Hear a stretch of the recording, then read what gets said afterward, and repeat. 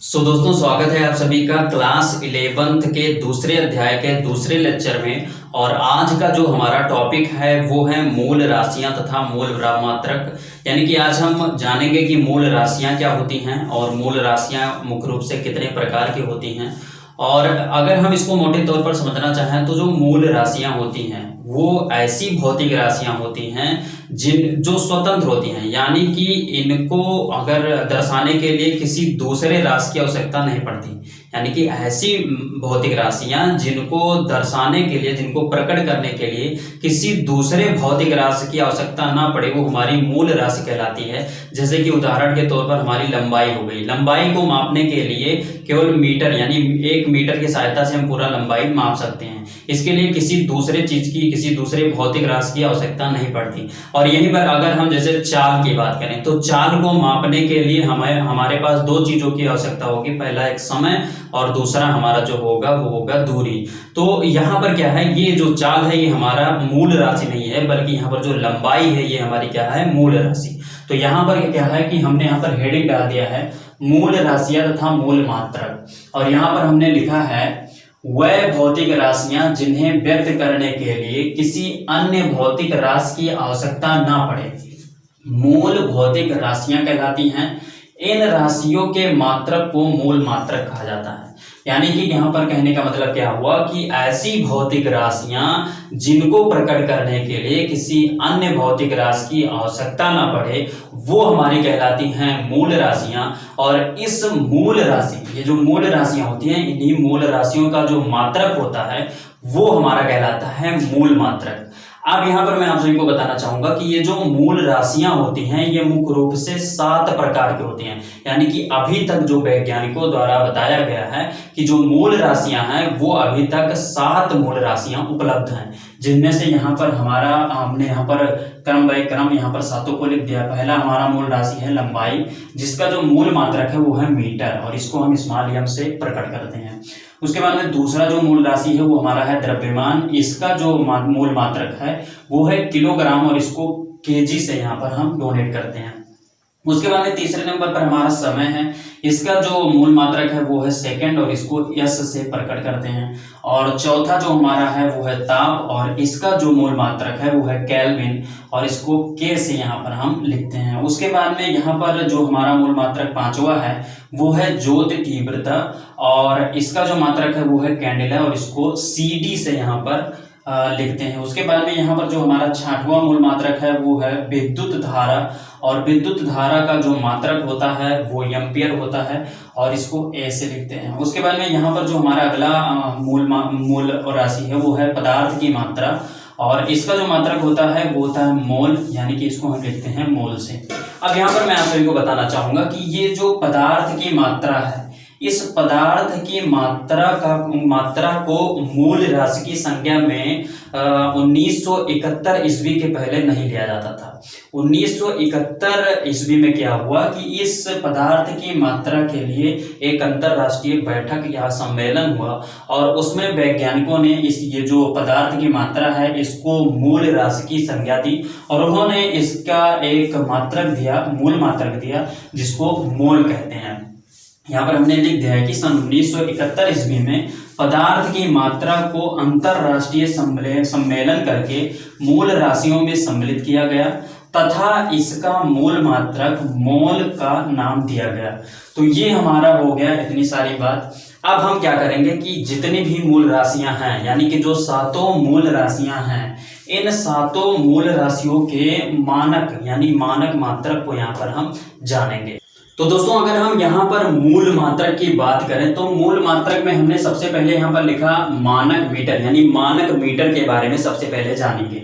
तो यहाँ पर हमने लिखा कि 1 मीटर वह दूरी है जिसमें शुद्ध क्रिप्टॉन 86 से उत्सर्जित नारंगी प्रकाश के तरंग दैर्घ्य का 16,50,763.73 गुना होती है। इस चीज को यहाँ पर आप समझें। देखो यहाँ पर क्या है कि जो हमारा क्रिप्टॉन 86 है ये क्या उत्सर्जित करता है, ये प्रकाश को उत्सर्जित करता है। और हमको पता है कि जो प्रकाश होता है वो कितने रंग का, जो विकिरण होता है वो कितने रंग का होता है, 7 रंग का। क्योंकि आप क्लास 10th में पढ़े हैं कि जब एक प्रिज्म के एक साइड में जब आप कोई विकिरण डालते हैं, श्वेत प्रकाश डालते हैं, तो वो प्रिज्म के दूसरे पटल से जब निकलता है तो वो 7 रंग में डिवाइड होकर निकलता है। तो ठीक इसी प्रकार से यहाँ से 7 रंग के प्रकाश, यहाँ से भी 7 रंग के प्रकाश की किरणें निकलती हैं। लेकिन यहाँ पर पूरे 7 रंग की बात नहीं, बल्कि केवल इन किरणों में केवल नारंगी प्रकाश की बात की जाएगी। तो यहाँ पर क्रिप्टॉन से जो नारंगी रंग का प्रकाश निकलेगा, इस नारंगी रंग के प्रकाश का जो तरंगदैर्घ्य होगा, तरंगदैर्घ्य क्या होता है उस चीज को जानिए। ये जो प्रकाश होता है वो तरंगों के रूप में भी चलता है, ये चीज आपको पता है। अब ये जो वेवलेंथ होता है कि जो तरंगदैर्घ्य होता है, तरंगदैर्घ्य को अगर मापना है तो यहाँ पर अगर आप इस गर्त से लें और इस दूसरे वाले गर्त तक जाएं तो ये इसके बीच की जो दूरी है ये हमारी कहलाती है तरंगदैर्घ्य। और अगर आप ऊंचाई से लें तो दूसरे ऊंचाई तक जाएं तो ये जो इसके बीच का दूरी होगा ये हमारा क्या होगा, तरंगदैर्घ्य होगा। तो इस प्रकाश, ये जो हमारी नारंगी रंग की प्रकाश है, इसका जो तरंगदैर्घ्य है, जितना तरंगदैर्घ्य है उसका 16,50,763.73 गुना होता है ये जो हमारा मानक मीटर होता है। तो 1 मीटर को कुछ इस आधार पर बनाया गया। तो ये हमारी पहली बात हो गई, यानी कि पहली मूल मात्रक हो गई। अब हम बात करते हैं अपने दूसरे मूल मात्रक पर, यानी कि यहाँ पर हमने लिखा मानक किलोग्राम। तो इस मानक किलोग्राम पर बात करते हैं। दोस्तों इसके आगे हमने लिखा कि 1 किलोग्राम पेरिस में माप तौल के अंतरराष्ट्रीय ब्यूरो में रखे गए प्लेटिनम इरिडियम मिश्र धातु के बेलन के भार के बराबर है। क्या हुआ कि ये जो हमारा मानक किलोग्राम है, इसका जब मानक बनाया जा रहा था तो उस समय क्या था कि पेरिस में माप तौल के अंतरराष्ट्रीय ब्यूरो में क्या किया गया कि वहां पर एक पदार्थ यानी कि प्लेटिनम इरिडियम मिश्र धातु था, उसका बना हुआ एक बेलन बनाया गया और उसी के भार के बराबर हम 1 किलोग्राम को मानते हैं। यानी कि पेरिस में जो ये मिश्र धातु का बेलन रखा हुआ है, इसी के बराबर का जो हमारा 1 किलोग्राम होता है वो होता है। तो इसी के आधार पर हम उसको मानते हैं। तो ये हमारा हो गया दूसरा मूल मात्रक। अब हम बात करते हैं तीसरे मूल मात्रक पर। हमारा तीसरा मूल मात्रक है मानक सेकंड। तो इस मानक सेकंड पर बात करते हैं। दोस्तों परमाणु घड़ी में सोडियम 133 का परमाणु जितने समय में 1,99,26,31,31,770 बार कंपन करता है, वह समय 1 सेकंड कहलाती है। कहने का मतलब क्या है कि जो परमाणु घड़ी होती है उसमें ये जो हमारा सोडियम 33 परमाणु जो है वो जितना कंपन करता है, यानी कि जितने समय में वह 1,99,26,31,770 बार कंपन करता है, उतने समय को ही हम 1 सेकंड मानते हैं। तो ये चीज आप ध्यान में रखिए कि जो हमारा सोडियम परमाणु का यानी जो परमाणु घड़ी होती है उसमें जो हमारा सोडियम 133 परमाणु का जो परमाणु होता है वो 1 सेकंड में 1,99,26,31,770 बार कंपन करता है। तो इसके आधार पर ये जो 1 सेकंड है इसको बनाया गया। उसके बाद में अगर हम बात करें तो किसी, यहाँ पर हमने 4-5 पॉइंट लिखा है, इसमें देखिए क्या है कि किसी भी स्थान पर जब सूर्य सबसे ज्यादा ऊंचाई पर होता है तो उस समय को मध्याह्न कहते हैं। जैसे क्या होता है कि किसी भी स्थान पर कहीं पर भी जहां पर जिस समय पर यानी 24 घंटे में जिस समय में जो सूर्य होता है वो सबसे ऊंचाई पर होता है, उस समय को हम बोलते हैं मध्याह्न। जैसे कि दोपहर के समय में हमारे यहाँ क्या होता है कि जो सूर्य होता है वो सबसे ऊंचाई पर होता है, तो उस समय हमारा क्या होता है मध्याह्न का, तो उसको हम क्या बोलते हैं मध्याह्न। दूसरे पॉइंट में हम लिखा कि एक मध्याह्न से दूसरे मध्याह्न के समय को 1 सौर दिन कहते हैं। यानी कि आज जैसे दोपहर में हमारा मध्याह्न होता है तो आज दोपहर से लेकर कल वाले दोपहर तक के बीच में जितना हमारा समय होता है उसको क्या बोलते हैं हम 1 सौर दिन। तो ये हमारा हो गया 1 सौर दिन।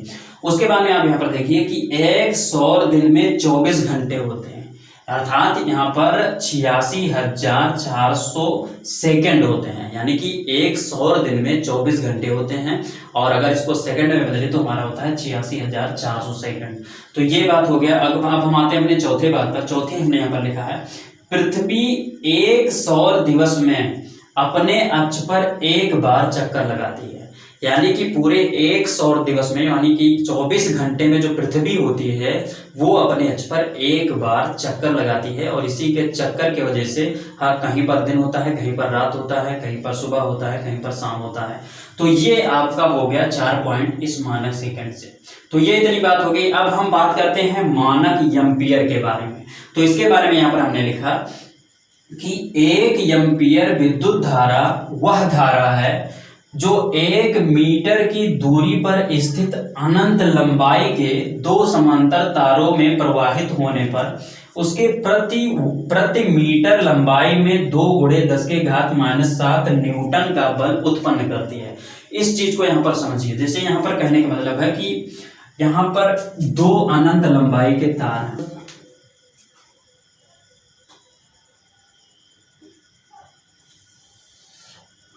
यहाँ पर ये दोनों जो हैं ये अनंत लंबाई के 2 तार हैं, ये अनंत लंबाई के, और ये जो दोनों तार हैं ये समांतर हैं। और उसके बाद में इन दोनों तारों के मध्य की जो दूरी है वो क्या है, 1 मीटर। 1 मीटर। अब इसमें जो आवेश प्रवाहित की जा रही, इतना आवेश प्रवाहित किया जाए कि इन दोनों समांतर तारों में इसके प्रति मीटर, अगर केवल 1 मीटर की बात की जाए, प्रति मीटर, यहाँ पर इस मीटर इस स्थान पर, इस स्थान पर, यानी कि 1 मीटर की दूरी में, प्रति मीटर की दूरी में इतना आवेश प्रवाहित किया जाए कि उसमें 2 × 10⁻⁷ न्यूटन का बल उत्पन्न हो जाए, तो वो हमारा बराबर होता है 1 एम्पियर के। यानी कि उसमें हम बता देंगे कि 1 एम्पियर की धारा इसमें प्रवाहित हो रही है। तो ये हमारा हो गया मानक एम्पियर। अब हम चलते हैं अपने अगले मूल मात्रक पर। तो दोस्तों अगली हेडिंग हमने यहाँ पर डाल दिया मानक कैंडिला, यानी कि जो हमारा 5वां मूल मात्रक था वो क्या था, मानक कैंडिला। तो अब कैंडिला का मानक कैसे तैयार किया गया इसके बारे में बात करते हैं। दोस्तों यहाँ पर हमने लिखा कि कैंडिला मानक प्रकाश स्रोत के खुले मुख के 1 सेंटीमीटर स्क्वायर क्षेत्रफल की ज्योत तीव्रता का 1/60वां भाग होती है, जबकि प्रकाश स्रोत का ताप प्लेटिनम के गलनांक के बराबर हो। इस चीज को यहाँ पर समझते हैं। दोस्तों क्या है कि मान लीजिए कि कोई एक ऐसा सिस्टम है जो यहाँ पर ऊष्मा उत्पन्न कर रही है, यानी कि एक प्रकाश स्रोत है ये है, और इस प्रकाश स्रोत का जो तापमान है वो जो प्लेटिनम पदार्थ होता है, यानी प्लेटिनम जो होता है, इसका जिस ताप पर ये प्लेटिनम गल जाता है उतना ताप ये जो हमारा प्रकाश स्रोत है ये दे रहा है।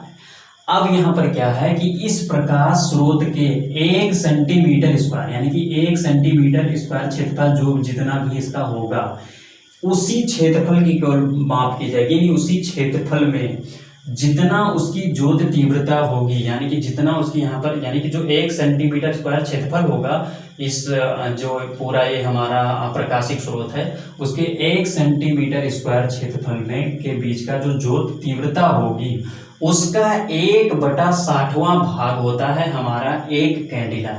तो इस चीज को आप समझ पाए। दो बार यहाँ पर हम समझाते थे, दोबारा समझाते हैं। दोस्तों यहाँ पर क्या है कि एक प्रकाश स्रोत है, और इस प्रकाश स्रोत से जो यहाँ पर प्रकाश निकल रहा है उसका जो तापमान है वो कितना है, इतना है कि जो प्लेटिनम होता है, प्लेटिनम जिस ताप पर गर्म होकर गल जाता है उतना ताप ये हमारा जो प्रकाश स्रोत है वो दे रहा है। अब इस प्रकाश स्रोत के 1 सेंटीमीटर स्क्वायर का जितना भी क्षेत्रफल होगा उतने की केवल बात की जाएगी, और उतने के बीच की जो ज्योत तीव्रता होगी उसका 1/60वां भाग हमारा एक कैंडिला कहलाता है। तो ये हमारा हो गया मानक कैंडिला। अब हम चलते हैं अपने अगले टॉपिक पर, यानी कि अगले पॉइंट पर। हमारा अगला मूल मात्रक जो है वो क्या है, मानक केल्विन। तो इस मानक केल्विन के बारे में बात करते हैं। तो यहाँ पर हमने लिखा समान वायुमंडलीय दाब पर गलते हुए बर्फ के ताप तथा उबलते हुए जल के ताप के अंतर के 100वें भाग को केल्विन कहते हैं। इस चीज को समझो। जैसे समान वायुमंडल की बात की जाती है, जब समान वायुमंडल हो तब उस समय जो हमारा बर्फ होता है, बर्फ कितने डिग्री सेल्सियस ताप पर यानी गल रहा है, उसका गलनांक जो है वो कितनी डिग्री सेल्सियस पर है, वो हमारा ताप, यानी कि जो बर्फ के गलने का ताप है वो ताप, और उसके बाद में जो हमारा जल है वो कितने डिग्री सेल्सियस ताप पर उबलने लगता है वो ताप। यानी कि जो हमारा समान वायुमंडलीय दाब की स्थिति में जो हमारा बर्फ होता है वो कितने डिग्री सेल्सियस पर गलना स्टार्ट कर देता है, और यहाँ पर जो हमारा जल है वो कितने डिग्री सेल्सियस पर उबलना स्टार्ट कर देता है। दोनों तापों के अंतर जो होगा वो उस अंतर के 100वें भाग को हम 1 केल्विन कहते हैं। तो ये बात आपको समझ में आ गई होगी। अब हम चलते हैं अपने अगले टॉपिक पॉइंट पर। हमारा अगला पॉइंट है मानक मोल, यानी कि अब हम बात करेंगे पदार्थ की मात्रा के मात्रक पर, और जो हमारा है मोल, तो इसके बारे में जानते हैं।